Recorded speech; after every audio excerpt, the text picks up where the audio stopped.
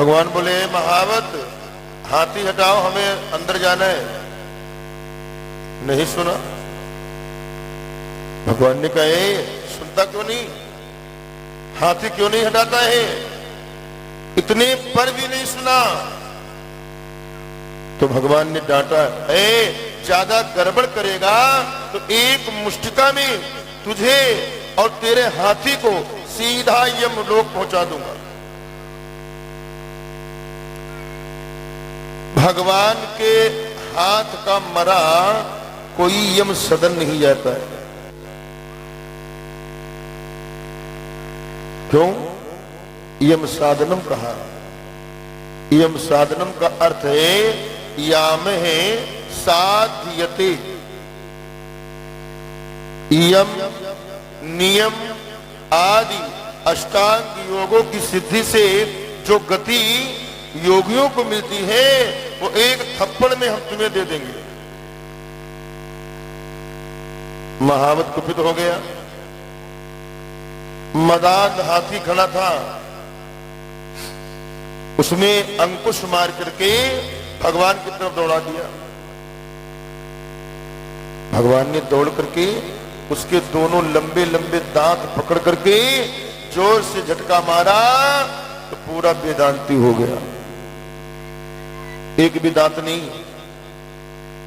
दाऊ भैया बोले लाला एक दांत मुंह को फेंक, तो एक दांत दाऊ जी क्यों फेंक दिया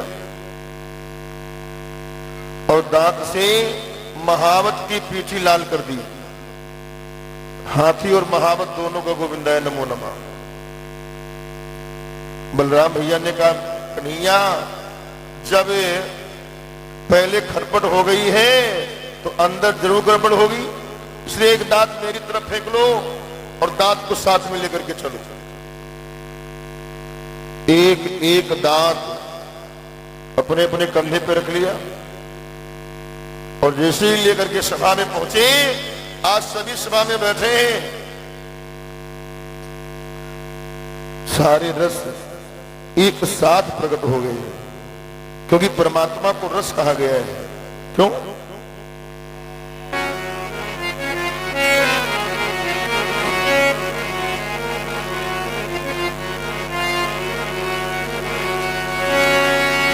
जाती रही भावना जैसी,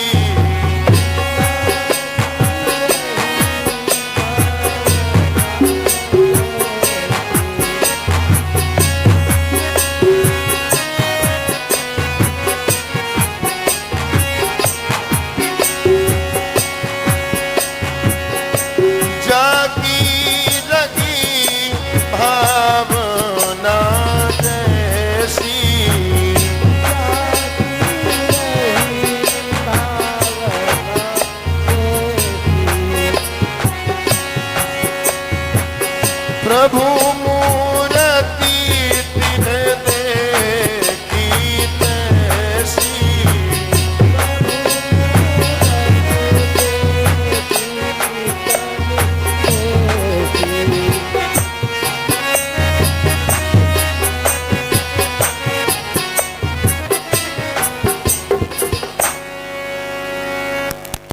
जिसने भगवान को जिस रूप में देखा, भगवान उसको उसी स्वरूप में दिख रहे हैं। आज सारे रस एक साथ प्रकट हो रहे हैं। पहलवानों ने देखा, उन्हें लगा कि साक्षात मूर्ति मंद खड़ा है, ये रौद्र रस है। साधारण मानवों को विशिष्ट महापुरुष हमारे बीच में खड़ा है, ये अद्भुत रस है। ग्वाल बालू ने देखा हमारो कन्हैया, ये साक्ष्य रस है, हास्य रस है। भक्तों ने देखा ये भक्ति रस है। सभी ने अपने अपने भाव से भगवान को देख रहे हैं। पर भैया एक चारू नाम का दैत्य था, वो आया है, बोला नंद को छोड़ा, बहुत नाम सुना है तोरा, चल आ दो दो हाथ हमसे युद्ध कर ले। भगवान ने कहा भैया तेरो हाथी जैसो शरीर, हम छोटे से कुश्ती करानी है तो हमारे को जोड़ीदार निकाल। चारों कहने लगा ये बातें बनाने किसी और को आती हैं, बातें बना रहे हो? अभी अभी जिस हाथी को मार करके दांत लेकर के आए, मालूम है हाथी कौन है? 10,000 हाथियों का बल रखने वाला हाथी, और अपने को कह रहे हो छोटा सा बालक। भगवान ने कहा वैसे तो हमारे बाबा ने हमें मना कर रखी है, पर भैया तुम्हारी कुछ ज्यादा ही श्रद्धा दिख रही है तो हम भी तुम्हें मना नहीं करेंगे, चलो आ जाओ। आओ, दो हाथ हो जाए। चारों करने लगा, रे बलराम भैया यदि तुम्हारी भी इच्छा हो तो हमारे भैया मुष्टिकासुर के साथ में तुम भी भिड़ जाओ। बोले वाह भैया, हम तो ये देख ही रहे थे कि कोई हमारो जोड़ीदार मिले, मामा जी को हम भी दो हाथ दिखाएं। बालेन सह मुष्टिका, दाऊ जी मुष्टिकासुर के साथ भिड़ गए। बड़ा भयंकर मल्लयुद्ध अखाड़े में छिड़ गया, पंजे से पंजे, एड़ी से एड़ी बंधी हुई है। अद्भुत मल्लयुद्ध चल रहा है।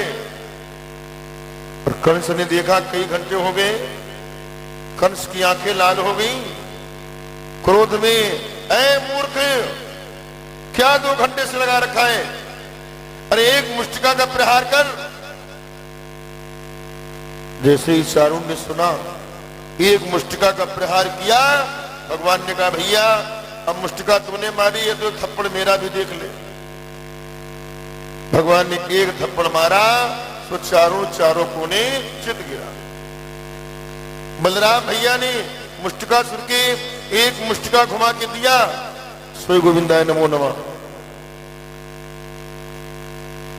शल तोसल नाम के दैत्य पहलवान अखाड़े में कूद पड़े, भगवान ने उनको भी गोविंदाय नमो नमः।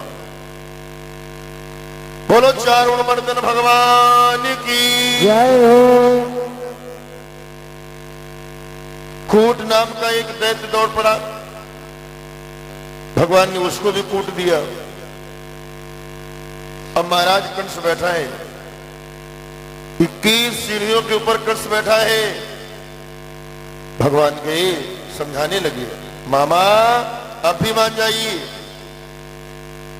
क्योंकि आप हमारे मामा हैं, और जब मां कहते हैं तो एक बार मां निकलता है, और जब कहते हैं मामा डबल मां।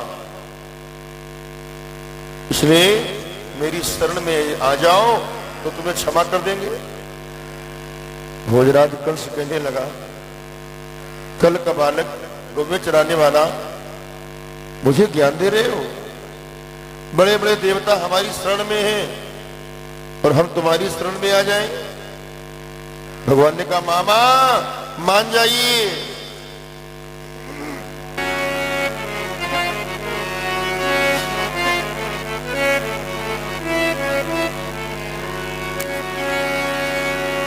सुन ले मामा बात हमारी, अब तो आजा शरण हमारी, वरना दोनों भाई तुम्हें मारे बारी बारी।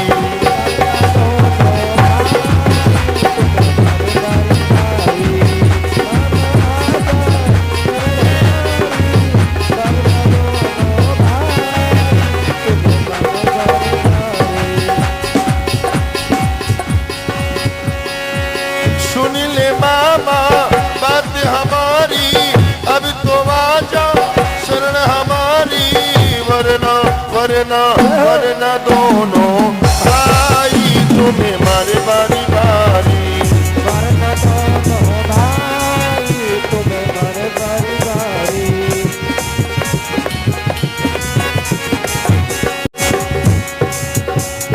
और हे मामा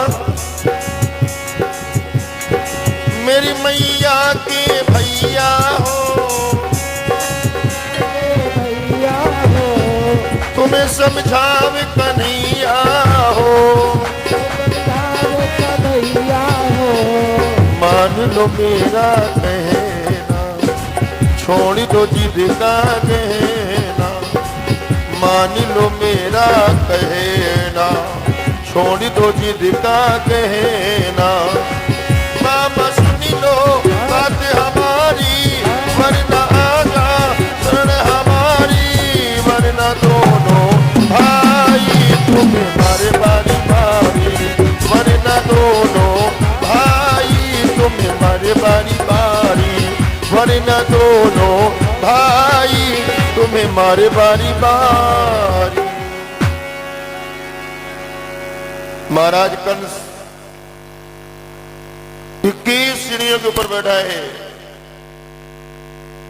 भगवान समझा रहे, भगवान की सीढ़ियों के ऊपर चढ़ गए और महाराज कंस के सिर में जो मुकुट लगा है ताज,